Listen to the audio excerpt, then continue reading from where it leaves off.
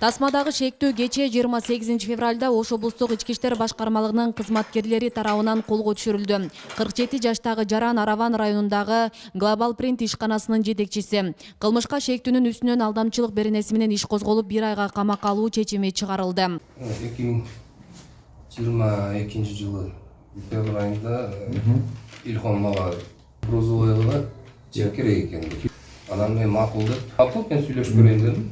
Акчаны таштап кетишти. Бирок мына розовой менен мен учурашпаганмын, ошо розовойга деп айткам да. Акчаны алдым, анан бул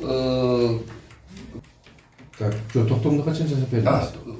Ошол ноябрь айында. Айыпталуучу жана анын шериги 2022 жылдын ноябрь айында Араван районунун 41 жаштагы тургунуна 2 жер тилкелерин алып беребиз деп, андан 650 000 сом акчасын алышып, Алянаров айыл өкмөтүнөн жер тилкелерин ажыратып берүү жөнүндөгү токтомун беришкен.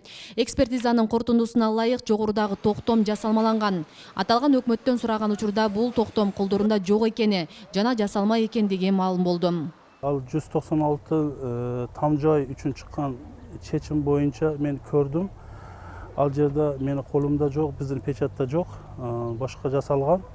Бизде 196 токтом там жай үчүн эмес, башка багытта чыккан, бош жаткан жерди муниципалдык баланске алуу жөнүндө чыккан токтом. Кылмышка шектүү мурдадагы документтерди, мамлекеттик сыйлыктарды, штамптарды, мөөрлөрдү, бланктарды колго жасоо, даярдоо, сатуу же алардын жасалмаларын пайдалануу сыяктуу кылмыштарды жасап келген. Мунун айынан алдамчылык беренеси менен 2 жолу соттолгон. 2 жолу сот жогуна тартылган. Бүгүнкү күндө ошол аталган факты боюнча кылмыш козголуп, ошол жасалма документтер жасагандык үчүн жана алдамчылык беренеси менен кылмыш козголуп, учурда тергөө иштери жүрүп жатат.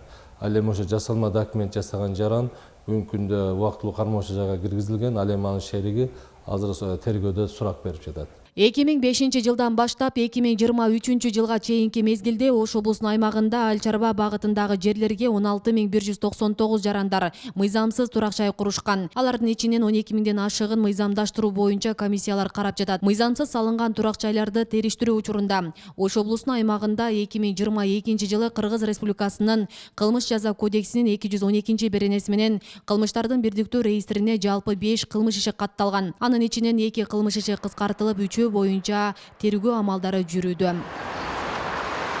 Асел Сыдыкова, Илимбек Турсунбай уулу, Регион телеканалы, Ош.